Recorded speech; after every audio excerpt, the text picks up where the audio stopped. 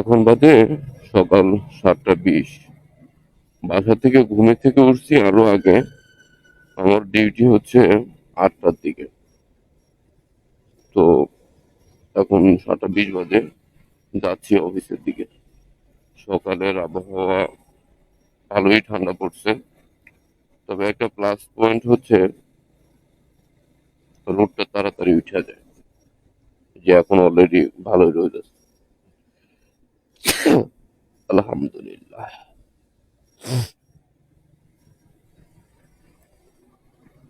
ঢাকা শহরে টুকটাক জ্যাম সব সময় থাকে।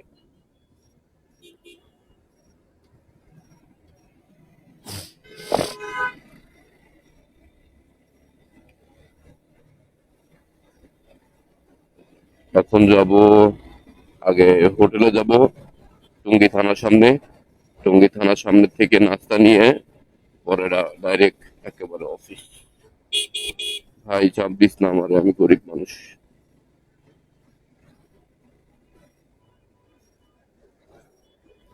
এটা